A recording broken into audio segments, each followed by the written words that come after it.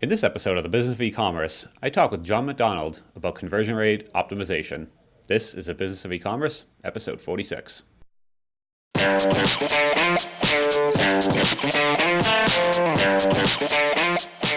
Welcome to the Business of E-commerce, the show that helps e-commerce retailers start, launch, and grow their e-commerce business. I'm your host, Charles Pileski, and I'm here today with Jon MacDonald. Jon is the founder of The Good, a conversion rate optimization firm. I wanted to ask Jon on the show today to share some tips that he has about improving conversion rate optimization that hopefully some of you can use. So, hey, Jon, how you doing today? Good. How about yourself? Doing good. I think this is a super exciting topic. There's a lot we can dive into here. So, I know conversion optimization, huge thing, obviously in e-commerce, right? Where a lot of folks driving traffic from a number of different sources and converting it the best they possibly can is really kind of like a key driver of success. So first, what do you guys do? So you're focused on a conversion rate optimization only at the firm? Mhm. Correct. Yeah. So at The Good, what we focus on is helping convert more of an e-commerce site's existing website visitors into buyers. So we don't do anything with driving traffic to the site. We focus exclusively on once somebody is at the site, increasing those metrics that are going to really drive revenue for that e-commerce company. Okay. So you typically work with any particular type of e-commerce site, like any particular platform, or is it like No, we're really platform agnostic. The tools that we utilize are independent of most platforms for e-commerce. Really, the metrics we look for are amount of unique visitors to a site on a monthly basis because we need enough traffic to run A/B or multivariate testing on the site. So generally, we want to see more than 10 to 12,000 unique visitors per month to a site as a bare minimum before you can truly focus on A/B testing. how many Doesn't was mean that? there's not How many was that again? I want to make 10 sure. to 10,000 to 12,000. 10 to 12K a month. Okay. And that's visitors to a homepage or visitors to because I guess, so let's back up. When we're talking conversion rate, is a conversion a add to cart? Is it a checkout? Is it like a sign up for a newsletter? Like how do we even define Yeah, conversion when we say that? right. Great question. Well, the way that we like to define conversion rate optimization is the improving of any metric that we are looking to grow that would ultimately lead to additional revenue for the e-com site, right? So we're looking for more than just specifically conversion rates of an add to cart. We're looking for all different types of things. So, really, we want to make sure that it's data backed and that there's a system involved, right? So we're not looking to just change button colors or try disparate items throughout a site. We're really looking to have a full system and program in place for increasing the percentage of website visitors that convert into customers, or really more generally take any desired action on a web page. So it's not just about one individual metric. In fact, most people call conversion optimization, or CRO, conversion rate optimization. I kind of feel like that really pigeonholes our industry into one metric, which is conversions. But there's so many other metrics that should be tracked, right? We want to look at average order value. We want to look at total revenue and margins and profit on those products. And in addition to, excuse me, engagement metrics, right? So conversion is just one outcome. Yeah, and it's one of those things too when you say conversion. So, you know, at Spark Shipping we have a SaaS product, and a conversion for us isn't actually someone. I mean, a conversion could be someone actually purchasing the product, but more time than not, it's somebody talking to us, like a demo, that sort of thing. So in e-commerce, it could be like signing up for a newsletter, and it's obviously a much more low value conversion than buying a high ticket item, but it is a conversion. So I'm guessing some folks could even hire you to say, I want to increase my newsletter subscription rate. I want to get more on-site reviews. These other things that aren't exactly like monetary, but at least could be tracked, right? That's a great point, Charles. The first thing we do is do a deep dive conversion audit of every customer we work with. And the idea behind that audit is we want to truly understand, based on the clicks and movements that that site's consumers are taking, what influences purchase, right? So it may be that the email newsletter converts at an extremely high rate. So there's benefits to get people on that email list. And then it's a matter of how do we optimize for getting more people on that email list that is really successful and drives a lot of revenue. It could be that we find that there's some hang up in the shopping cart, that people don't understand something of the flow, or a common one even is that brands don't talk about shipping rates until an item is in the cart. So then they see cart abandonment be very high because we find out that the shipping costs are prohibitive, right? So there's a lot of different things to be thinking about there. So, and I know you might not, because I didn't talk about this ahead of time, but I was just thinking, are there any sort of industry like standard numbers, right? Where cart abandonment, drop off at, the add to cart, like different percentages that if you came to a site and you realize, oh, there's 10% of people dropping off at this point, is that a high number? Is that a low number? Because if I'm a retailer, I have a data point of one, right? I look and I see my data and I might think, oh, this many people drop off when they go to the checkout. I don't know if it's, if I see 10%, is that extremely high, extremely low? Like, how do I, as a retailer, start to understand what is wrong, what's okay, and what's actually totally normal in the industry?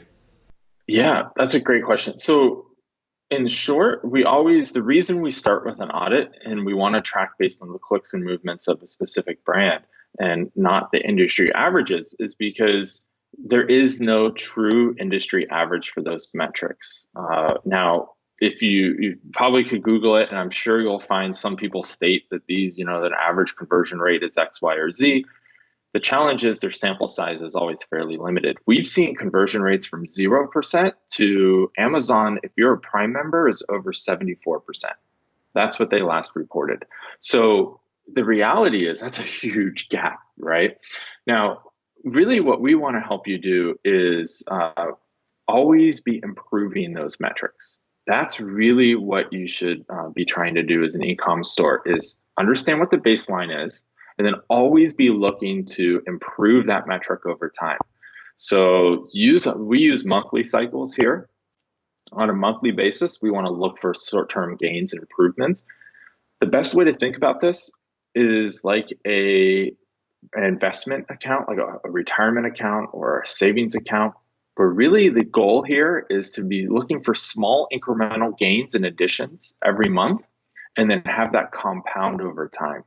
That's when you're really going to start to see the massive gains, is after that compounding effect kicks in, right? So, you'll also read online that there's a lot of conversion optimization tips and tricks that say, hey, do this and you'll double your conversion rate overnight. The reality is that doesn't work. It's not sustainable. Really what you want to have is a system, as I alluded to earlier, and a plan that is always looking several months out with the goal of continually improving over time. That's going to give you a really sustainable growth that you're looking for. So, but how do you, I guess, so I get that you obviously, right, it doesn't really matter what the industry numbers are, it sounds like, because if you're selling, heavy machinery versus socks, like it's a very different sales cycle, the number of people who drop off, if I'm selling like an excavator, is very different than number of people who drop off selling socks versus, like you said, Amazon Prime. Like I'm a member, I know it's very easy for me to buy. So obviously a very nice conversion rate for them. But how do I know if I'm just starting off, how do I know, do I want to start at the top of the funnel? Or like where in the funnel should I be starting at that point? Because I see all these percentages and I'm saying, okay, do I want to look right before the checkout and try to optimize that point, or the people actually looking at product pages or drilling down into categories? Like where would you determine where to start in that process? Well, the first thing we always want to do is make sure that you're collecting the right data to help make those decisions and understand where those holes are. And there's really four key types of data that we always want to be looking for. The first, of course, is analytics, right? It seems like a baseline, but most analytics that we start looking at have some issues with them. So you first want to go in and make sure you have clean data in analytics. Now, a platform like Google Analytics is awesome. The challenge is it's really set up for marketing, not for optimizing conversions, right? So out of the box, GA is going to tell you things like where your traffic came from to some degree, what pages they're looking at, how much time on site is spent. These metrics are great to understand if your AdWords campaign is working, which, let's face it, that's what Google is really looking to do with GA, is help you to spend more on AdWords, right? But the idea behind this is you can alter Google Analytics to have dashboards and views that are more focused on helping people accomplish the tasks that they're on your site to do, which is really just research and understand if your product is a good fit for them and to buy that product as quickly and easily as possible. Yeah, it's So funny. with that in mind, I was going to say Google Analytics is one of those tools that you install it and you're like, wow, look at all these analytics. There's so many things. But then you don't realize, like, what do I do with some of these things? Like, so you said time on site. Do I want that? That's a great one. Do I want that number to be really high or really low? Like, do I want people to come to my site and say, oh, they spent 12 minutes on this page. That's fantastic. They must have really loved it. Or I could go the other way and say, they spent 12 minutes. They must be really confused and not know what to do. So, like, those same metrics, they show you all this data, but, like, what's the meaning? Who knows? And that's one of those weird things with Google Analytics. that's why it's only one piece of the data pie, right? You really need more to have a full context. So it's just one piece. And even with Google Analytics, you need to make sure you're looking at the right data in there. So there's some great data around paths people take through your site. We spend a lot of time looking at that. We understand where people are dropping off in the process. That's something you really want to be focusing on. Time on site is great for, as you mentioned, if it's really high or really low, you want to understand why that is, right? And look for the trends there. Again, we're looking for week over week, month over month trends. We don't want to take a one day at a time and just look at that. It really needs to be trends as much as even like year over year, especially if you're a seasonal type of business. So the second key piece of data that you really need to be thinking about is heat mapping. So this is all the different types of heat mapping, including click mapping, scroll mapping, how far down are people scrolling on every page, movement mapping, is their mouse moving on the page. We also like to do eye tracking heat mapping. Where are people looking and what are they reading on a page? Often the data you'll get with movement maps is going to be fairly similar because, especially on desktop, people's cursor, they follow the cursor with their eyes. So you can often see people going back and forth on paragraphs of text with their cursor as they're using it as a pointer while they read. But it's less so on mobile. So eye tracking can really be helpful there.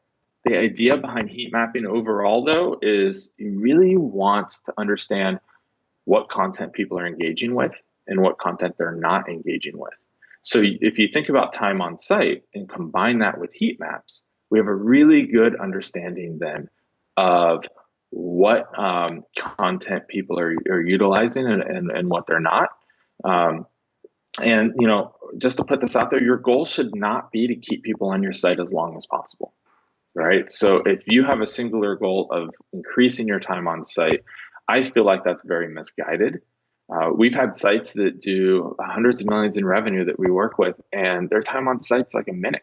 And that's actually great because people get there, they get the information, they find the right products for them, they check out quickly. Yeah, that's one of those things I've always seen in Google Linux. I've always said, what do I do with this? Do I, like, unless you're Candy Crush and you want people to be, sitting there all day playing it, it's not really like in e-commerce. A lot of these are just useless things, right? Like, you're trying to sell product. You're trying to educate consumers, sell products. So there's a lot of things here that, like time on site, great example. What's it matter? Like if you can educate someone quickly and add to cart, purchase, and they check out in, like you said, 1 minute, fantastic. But if people spend, and you could have another site where it's very like a research-driven site. I've worked with folks that sell a lot of like parts and like small pieces that you usually look into figure out, like, will this work with my exact setup? And you're trying to figure out, does this work with these like three different things all together? And you need to kind of do a lot of research before the checkout. But that's their value add, these sites. So in those cases, time on site's a great thing. So it's one of those things, unless you know the why you're trying to improve it, it's not something you just want to say, let's just do. So, and the funny thing you said about heat mapping, I've worked with a tool. I was looking at a heat map for an e-commerce site way back when, and I remember like there was this one image in the middle, and everyone kept clicking on it, and I realized everyone thinks that's a button. Like it's just maybe it looked like a button apparently, and I never picked up on that because if you're the person who adds the image, you think it's just a image, but then you realize like, oh, let's try to figure out why they're clicking on it, like what they want, and let's just make that a button. And that's one of those tools you can do that, and in the first 20 minutes you start realizing, oh, we can actually, like, people want something here. Let's figure out what that is and then give that to them instead of just putting up a little wall and making them kind of wander around longer. So that's definitely a super useful tool. That's a great example, Charles, and exactly how heat maps should be used, right? What are people doing that is unexpected? That's really going to help you to know. A third piece of data that you really should be looking at, I think piggybacks off that comment really well, is user testing. So user testing, we do what's called remote unmoderated. What that means is that we have a bank of user testers, several 100,000 now, who are trained to talk out loud about the experience they're having as they go through a site. Now, we give them tasks to do. These people are sitting at home or wherever they're comfortable. They fire up the software that we utilize. They go to a website. We're recording their screen and their audio and their webcam. The idea behind this is we get a really good understanding of why they're taking these actions. So for instance, maybe we're watching them repeatedly click on that image that isn't a button, but to them looks like a button. And they say, oh man, I'm really trying to click on this and get to the next spot. I'm frustrated because I can't click on this. I don't know what to do next. We're looking for insights like that. So combined with analytics, Google Analytics may tell us that image is increasing the time on site because they're getting frustrated and continually trying to click something that they can't click. So we'll see a high time on site. Heat maps and click maps are telling us people are clicking on that and they're not scrolling past it because they're getting stuck on that one area. And then user testing adds another layer of data there that is telling us that they're really frustrated by that and what they're trying to do and what they wish it would do. That gives us a lot of great information to work from. So now we have both qualitative and quantitative data. So we have all that analytics data and also the reasoning of why people are taking the actions they're taking. And that's really important to have all of that different types of data. Is that a tool people can use that you have that you can reference, or is that something you guys have internally? Or how does that? Well, there are several different tools out there for user testing. There's a great one called What Users Do. whatusersdo.com. We don't utilize that tool. There's another one called usertesting.com, which we utilize quite a bit. But there's several of them out there that are pretty good tools with varying price points. Usertesting.com is one of the more expensive tools, but it's also one of the more robust. We love it because we're doing, thousands of users tests a year. So there's quite a few for us. So it works out to be a better situation for us. But I highly recommend you find the right tool.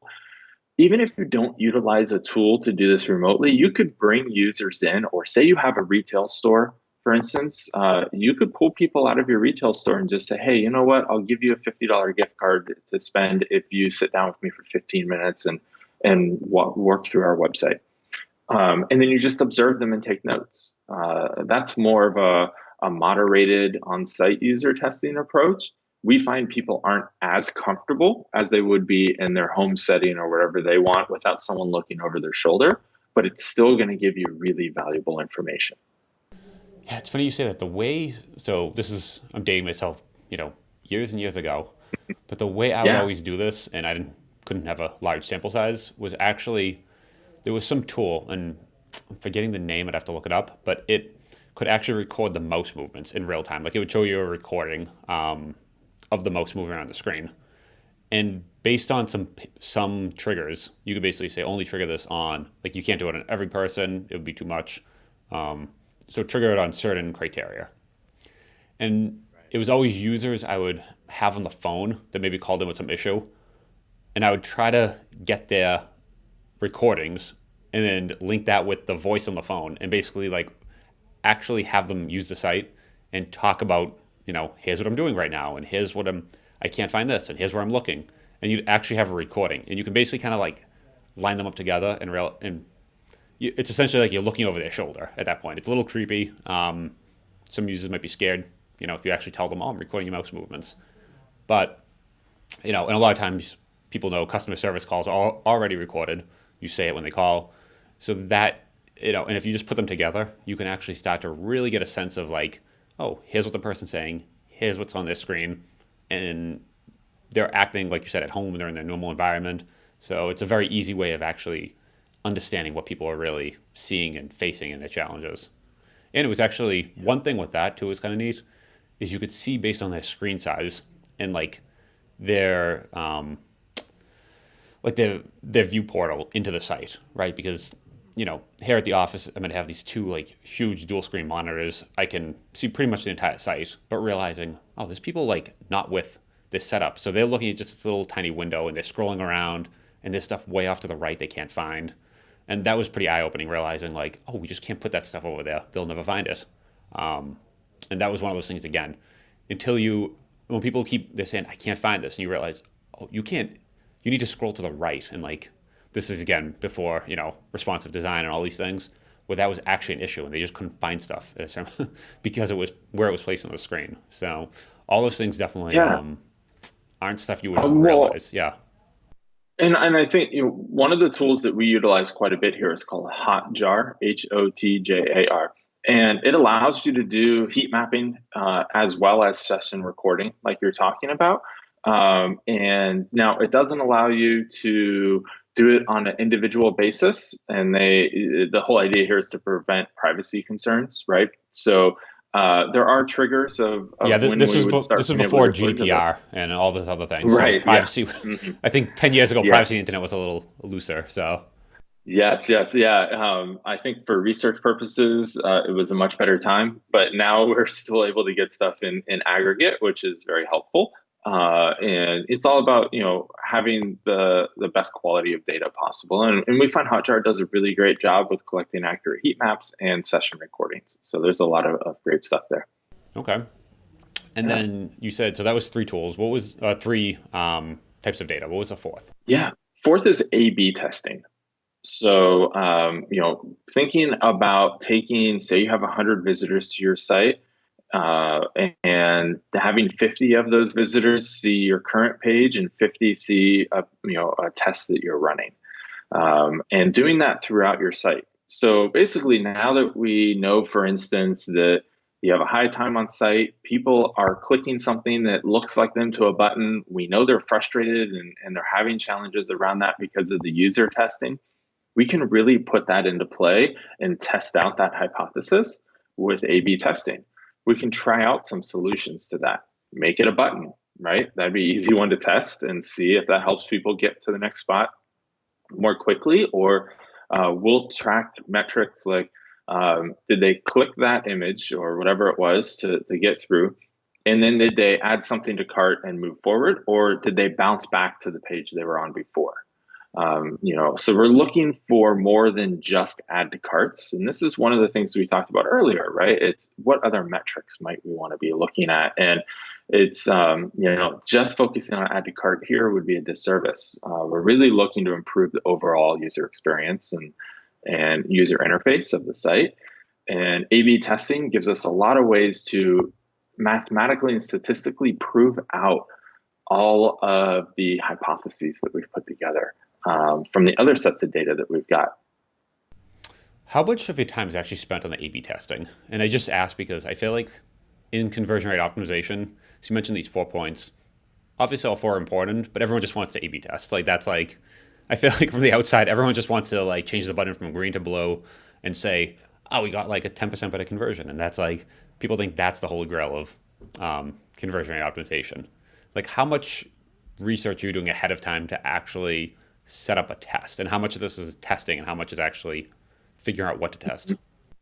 Yeah, so I've mentioned this a few times, but a system for conversion optimization, right, is really important as opposed to just testing random discrete objects on your site, like changing a button color without really truly having a hypothesis around it that's based in data. So when you're thinking about this, we actually at The Good, we offer what's called our conversion growth program. And this is an ongoing month-to-month engagement, the first of which is a full conversion audit. Now, in that audit, we're going to go through and set up all that data points that I talked about just now. We want to make sure you have clean data, right? That's extremely important, that you have great baselines to work from. So you make sure you know that you have the right data points in play and you know exactly what those metrics are so that you can measure improvement correctly from there. So we're doing all of that user testing as well, collecting all of that data, forming all of that, and it takes about a month to do all of that correctly. So the first month of working with us is all data-based, and it's all helping us set up our hypotheses. We then put together a full testing plan and roadmap where we're thinking 6 months out with our testing. So it's not just about one discrete test, it's truly about tests that are building upon each other over time. So as we learn something, we want to deploy that and continue the growth and learning, right? Again, it's thinking about it in an iterative fashion where we're growing a little bit every month and making small improvements that are compounding over time. That's really where you're going to see the biggest gains, not just in testing those discrete items. So we spend a whole month collecting data and setting things up to be tracking appropriately before we do any A/B testing. Then in the second month, we start doing A/B testing, and we do a small amount of tests per month from there on a monthly cycle. But even during those months we're doing A/B testing, we're still tracking that data. We're still running heat maps to see if those tests are proving out to and be improving an optimization of what we were hoping to do. And then occasionally we'll come in maybe once a quarter and do additional user testing to see if overall any additional changes are happening. I think the key thing here, Charles, is that the internet's always changing, e-commerce is always changing, your site's always changing, the mix of products, your marketing. There's so many varying factors that you could be A/B testing, from into infinity, right? But it's really about having that plan of what you're looking to affect and what you're looking to change, and then having a program put together around that. Yeah, I feel like that's where people get hung up at the beginning, right? Where, you know, folks read all this, kind of everyone's talking about, okay, get data, collect it all. Like, and I think a lot of people can grasp that, right? They need good data, but then when it actually comes to that first time saying, what should we test? Like, what is step one? Like, and if you're doing this professionally, right, you've seen a lot of sites, you have kind of some patterns to, like some pattern recognition, right, where you understand, oh, okay, like this checkout, I feel like we could do better here, and you kind of get some intuition. But let's say I'm sitting at home listening, and you have your one e-commerce site, your data set of one, and you're saying, okay, I have all this data, but like, now what do I test? Like, what do I, because you don't want to start randomly changing the color of buttons. We kind of know at this point that's useless. So there's something to test, but you don't know exactly where to start with that. What would you kind of recommend in that case? Yeah, in that case, I would look at where people are getting hung up the most, right? So if we're talking about the heat maps and we say, hey, people aren't seeing what we think is key content, or we often really want to start with where people are dropping off in the process. So I talked a little bit about how Google Analytics has a great view that kind of shows you the paths people are taking through your site and where they're exiting. We want to understand why they're exiting at those places and what they're not finding or what turned them away, why they desert. There's, coming in with an inquisitive mind like that and, leaving the options open about what's wrong is going to be really key to this. I often like to say that it's really hard to read the label from inside the jar, right? So as a store e-commerce manager or store owner, you have a unique view in the sense that you know everything about the site. You know every corner of that site. You know where to go. You intuitively are just going to click on the right things. But if you send a fresh, new to file customer to your site, they're never going to have that context that you do, and that's great. You want that because you want the clear view of what it looks like to a new visitor and the challenges that they may have. So that's why it's crucial to do user testing and base all of these hypotheses on data from what people are doing on your site, not just saying, "Hey, I think if I change this button color, it's going to be, an improvement." It really needs to be based on the data, and so that's why we always start with data first, and that's where I would recommend people go. So let's say I'm trying to break it down in like a very simple way of looking at this, right? Where Mm-hmm. let's just say the checkout process is 7 steps, right? Where you go from homepage to search to actually like putting in cart, the whole thing to adding a credit card to, end process. Would you just start trying to look at that and say, what's the percentage drop off at each one of these points? And if there's any one of them that just feels abnormally high, if every time there's 5% dropping off, you feel okay. But at some point, all of a sudden, if you see a 35% drop off at, the select your shipping type, and for some reason you realize like, oh, there's a list of 3,000 of them. Maybe we should make it four, something like that. So you kind of just look down that path, and when you start feeling that percentage feels a little too high right there, that's where you start drilling into the data of saying, what, these are all 5, 5, 5, 5. Each time it just drops down 5, but this one right here drops down 35. Let's dive into that. Let's look at the heat maps. Let's do the user testing, and that's where we're going to focus our efforts. Is that kind of a plan of attack? Yeah, that would be a great approach. And this is really where trend lines are going to come in, right? So looking at the longer term trends to understand maybe is there a number that continually has been a problem, right, over the past year, right? Is it something that month over month it's continued to get worse? Or, because a lot of brands will use just holiday shopping for their numbers, and they try to optimize in January based on what happened over holiday. Well, the problem is you have people come into your site who are primed to purchase at that point. They're looking to get gifts, and they're not going to be as discerning as they would be for themselves, perhaps. So you're going to see metrics change during that time. So if you just focus on optimization based on a very limited data set and time frame, especially for seasonality and when that comes into play, you're doing yourself a disservice. And so it's really important to be thinking about what you just mentioned, but also using that data as a trend, right? And looking at different time frames to make the decision there. I see. Okay. So understand, yeah, there's certain times of the year where people are more ready to purchase. Does it depend on, I'm assuming the answer is yes, but do you also look at the data based on source as well, right? Because easy example, Google product listing ads. If you type in, buy red toaster into Google, it shows you an ad right at the top for a red toaster. It's $39, and you click here to buy it, and it's like it's like all queued up, ready to go. And that person who clicks on that, they want to buy a red toaster, and they're not looking at how to fix a toaster. They're not looking at anything else. There's someone who just kind of is randomly, searching around for red toasters. You don't really know what they're actually looking for. Who knows? Maybe just pictures if they want for a project or something. Do you differentiate by source as well? Because I would assume like a product listing ad versus, organic traffic are two very different things and different mindsets, and those trend lines must be extraordinarily different. They certainly can be. And we do want to focus on those different sources of traffic because it is going to matter a lot. As you said, the trend line can be very different. Now, the best way to look at that, though, is start with a large set of data, look overall, and then narrow it down more from there. So start looking at all of your traffic source, see if that time on site in one page is a lot higher, the drop off is a lot higher, whatever the metric is that you're seeing stand out, then you can dive in a little more from there over time. Yeah, and it's nice too having those baseline numbers just in your head, right? And kind of understanding like a bounce rate, for example. Hmm.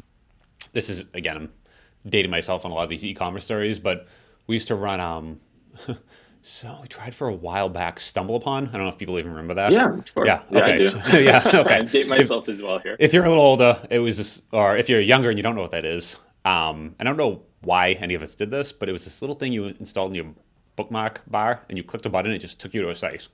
And then if you liked the site, you would, look around, but pretty much 99% of the time, you don't really like the site that much, and you would just hit it again, and you go to the next site. And it just constantly you stumbled upon sites. And they came up with stumble upon advertising, so you could actually pay a very small amount of money and get massive traffic to the site, which at the time, I thought, oh, this is really cool. Let's drive some people to the site. But then when you start looking at the aggregate number, 2 months later, you look at the bounce rate, you're like, the bounce rate has gone through the roof. Like, it's so bad. And then if you actually start breaking them out per channel, you realize, oh, these people, like, the bounce rates actually, for everything but Stumble Upon, is completely the same. But that Stumble Upon traffic was just, like, skewing that data so, it was just so non-consistent with the standard data. But when you looked at an aggregate, you could at least see that, like, trend line change very drastically. That month we started running the traffic, it just moved, and we knew, okay, what happened in that month, and then we're able to trace it back. Oh, it's Stumble Upon. I think it is, but let's double check. So then we broke it out per channel and said, yep, that traffic all just leaves the site immediately in the first click. So we didn't run those ads very long, but Yeah, well, and I mean that's why partly probably why Stumble Upon is not as much of a thing anymore. But yeah, I would say and that's that, why no one's using you Stumble know, Upon anymore. Yes. well, but but that's a great microcosm. It's a great case study for why trend lines matter and why breaking it out by source matters. And if you could say, hey, we started, one of the big things we see a lot of companies not doing that they really should be doing is annotating in Google Analytics. It's Yep. really simple. In the free version, you can annotate. Just go in and say, we launched an AdWords campaign this week, and mark the time in there that you did it, mark the time that you ended it. And the more annotations you have, the more you're going to remember in a year from now when you have a traffic spike and you're trying to compare year over year. And you say, oh, well, we had a traffic spike this year, but we didn't have the same one last year. I wonder what changed. Nobody's going to remember what campaign you ran a year ago, most likely. So it's really helpful to go in and annotate. That's something that we encourage our clients to do as often and as much as possible. Yeah. There's You can never have too much data around things like that. Well, and the part there is a lot of those are lagging indicators, right? Where I've seen us change some sort of like title tag or something like that before, and it doesn't changing like a word in a title tag, just flipping it from whatever, some sort of change of terminology, right? It's not going to affect you today. It's not like you're going to change it and all of a sudden you're going to see users, go up or go down. It doesn't really do anything today. But in 2 months, when Google starts to re-index those pages, the whole like search graph kind of changes over time. You'll start to see that trend line, like you said, and trying to remember back, saying, "What did I do 2 months ago?" And if you're changing the stuff often, if this is like your main title tag and you change it once every 4 years, you might actually remember. But if you change these things at any regular frequency, you're not going to remember. There's like no chance. So unless you have that data to look back on and realize like, oh, I see this going up or maybe down. What happened 2 months ago? Because it's not what happened that day. It's what happened for the past 2 months now. You need to remember, you need to have everything. So, and you're going to change that and you don't know what metric it's going to move, right? It could be the amount of traffic coming in, but it could also be, like you said, time on site. And like different things are going to change and you don't know what at that time. So you don't know what to look for. So you need to do this kind of, post-mortem months later. We made a change. We ran it for 2 months. We didn't actually know what it was changing, but oh, wow, look. So it's like this unplanned A/B test, basically, right? Yeah, that's very true. And again, you're making decisions based on data, which is what the game is. Yeah. Okay. So for A/B testing, do you have any tools you could recommend? There are several different tools out there. One that we're really excited about right now is Google Optimize. It's Google came out with their own A/B testing tool set that is really well done. And they have a tool that integrates really well with analytics, of course. The second that we utilize quite often is called VWO, Visual Website Optimizer. It's a great, they've recently changed to be an all-inclusive conversion optimization platform, but we use their A/B testing tool set, and that's pretty much it. We found their heat maps aren't as good as Hotjars or some other tools that are out there, things of that sort, but they're working on it and they're coming a long way. But it's a great platform. If you're a larger site, you have a lot more visitors, more revenue. Optimizely is kind of the king of the marketplace. They are more enterprise focused. In fact, they're not really focusing on SMBs at this point. They're really heavily focused on landing the enterprise type clients with millions of visitors a month. But it is the most robust tool set. But those three are really the three that we see utilized the most. There are other players out there, of course, but the best value, because it's free, is Google Optimize. Then VWO after that, a couple $100 a month probably, and then Optimizely, which is several thousand a month. So it really varies on your budget and needs from there. The vast majority could get away with Optimizely. I'm sorry, with Google Optimize. And then about 70% of our clients use VWO. Yeah, it seems like this is one of these industries where there's no suite that does everything, right? There's no like analytics, A/B, like everything package. It's one of those things you're going to find different, like you said, you have four different pieces of data to track. And you're going to almost have four different tools, maybe three, but let's just say four, all like best in breed of that type of data. Is that usually what you're using? Yes, that's 100% accurate. We have yet to find one tool that can do everything. And outside of that, I don't know if I'd want one tool to do everything. And the reasoning is that we want to cross-check that data. Yep. We want, if we're running two sets of heat maps, we want to look at both sets and see what's the difference here. Even with A/B testing, there are different mathematical formulas for determining winners of a test. So we actually use the raw data and put it through our own processes to run it against different models. And the reason we do that is to have more of an independent view on what wins and what doesn't. But all three of those platforms that I mentioned for A/B testing all have a different mathematical formula for what they consider a winning test variant. Yeah, that's a good point and those are also that's complex data, right? If you even just go with basic tools of page views, they never line up like ever. I've never opened, and I've never opened two tools and seen the same number of page visits in the same date range, which is bizarre ever. Because you would think that's like the easiest metric, but everyone has a different opinion on it. Well, this is why it's extremely important to have a one source of truth. Yeah. Right. So define what you want to use as your source of truth, and then base your metrics off of that. So a lot of people will make Google Analytics their source of truth for those type of things, but no, unless you're paying for Analytics 360, it's not catching every view. And instead, what it's trying to do is model out what it believes is the number of traffic. So it's doing a sample size every so often, and then giving you what it thinks is the traffic levels. Most people take it as full truth, and that's not accurate. Yep. Yeah, it's a very good point. So before I let you go, and I'd like to ask folks this, if people want to learn more, just kind of in general, do you have any books, blogs, podcasts, anything that you kind of recommend? Hey, I'm just learning about conversion rate optimization. How do I dive more into this? What would be a good place for them to check out? Well, I might be a little biased, but we produce educational content up on our site. It's free. It's not a sales pitch in any way. And it's all about conversion optimization, really in-depth articles that we have about 100,000 people or so subscribe to our weekly email list where we send that content out each week. And so that's a great place to start. The tool sets that we've talked about today all have wonderful blogs where they dive really deep into this type of stuff. So highly recommend checking out the blogs for the different tool sets. And then, as conversion optimization is becoming more and more of a a standard that people are using and becoming familiar with. There's been some great content out there that the team at Google on the Optimize team have put out some really great content that is trustworthy and doesn't really lead you to the land of false hope, if you will.